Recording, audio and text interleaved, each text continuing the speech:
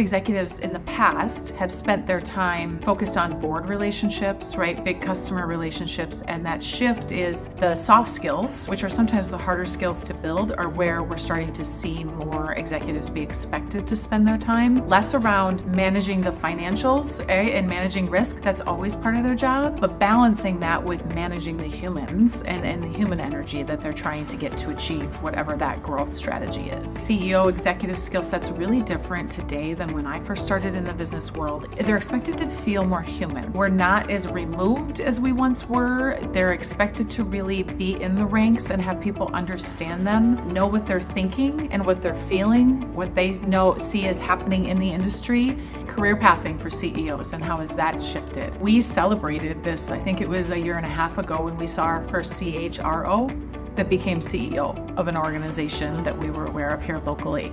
And again, that's not always going to be a direct career path, but I think we're seeing less about where you came from. The financials is still a big, important piece, but that tends to not have the human side of it. So we're starting to see those marketing, sales, right? Human relationship type roles actually become the roles at the top. So it definitely is shifting, even you can feel it in what they're expecting out of those leaders. You're seeing the statistics change in terms of diversity, and it's been a lot of work, but we're starting to see that shift. And I think it's because boards, who typically at certain levels are hiring these high-level executives, are starting to see the need for that shift to human needs and somebody that has the skill sets. Now, that doesn't necessarily come with what your college degree was. It actually comes from whether or not you are an innate leader. Right? You're driven by leadership and you want to lead and care about people, which we call conscious leadership. So I think you're naturally seeing more women in some of those roles. And scientifically, right, studies will prove that women have that higher degree of nurture. So we're seeing some of them in certain companies where they know that is a key to their success. We're seeing different types of leaders make it to the top. So you've got a new CEO, right? Or a CEO you're investing in, or someone even before their CEO you're investing in. What should they be spending their time on? And the biggest and most important thing is making sure we are building leaders in the organization. The CEO cannot do it alone. We can have the most conscious leader, CEO at the top, and if they have the next level down that is not prepared to lead and doesn't have the skill sets, it doesn't matter how great the top of the organization is, right? That momentum, that energy will not flow down. So I think it's really important that they're focusing on and building their leaders. Here's another thing that I think all CEOs, executives need to think about right now is they need to focus not on what's being said and what they can see, but what's not being said and what they can't see.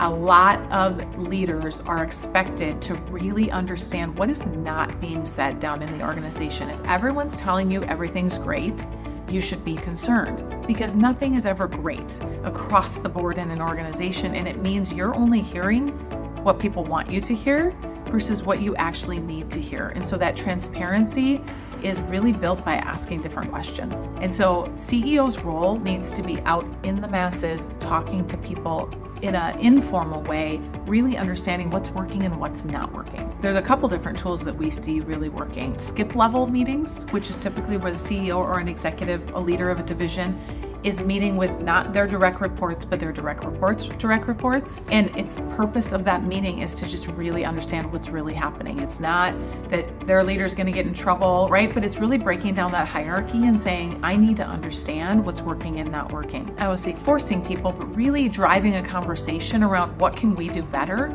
We're doing a lot of great things, but what's one thing that would make our lives easier? What's one thing that would make our customer experience better, right? The more we can simplify it for people, the more they're able to give us that one thing. I think if we changed our website ticket submission for our customers, okay, that's simple, right? It's a simple answer, but we need to get down to the simplicity of one thing we can do that would make our employees or our customers' lives easier.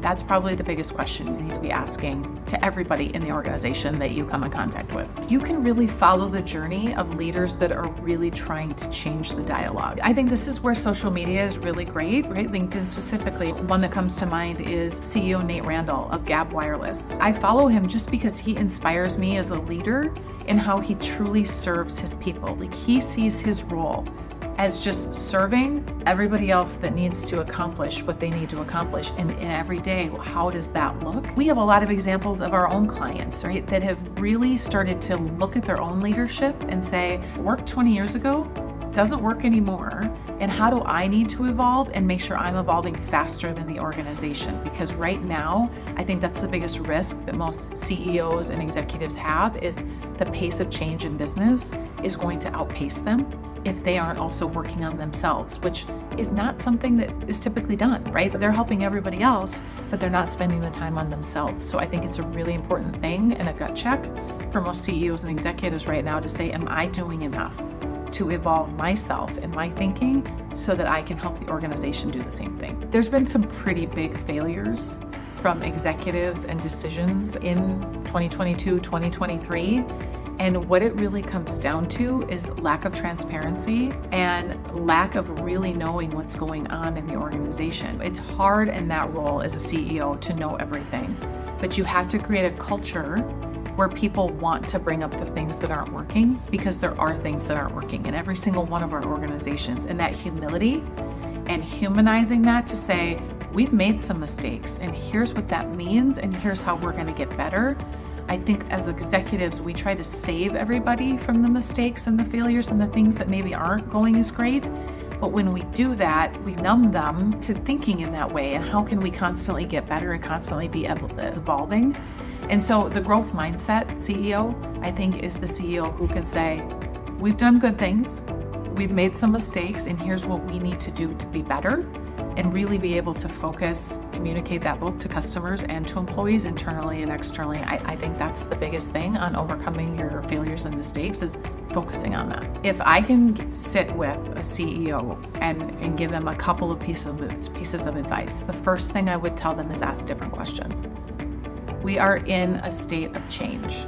Your role needs to be asking different questions than you've been asking year over year, that you feel comfortable asking. And some of those questions are going to be things you might not want to know the answer to, right? It's that idea, let's get comfortable being uncomfortable. So asking different questions. And the second thing is be approachable. Let people believe they can come to you with ideas or problems that they're trying to solve, and that there's a channel, whether it's directly to you or there's channels where they can do that. You have to create the communication mechanisms in today's day to get the most out of your people. And that really comes from communication flow working in both directions.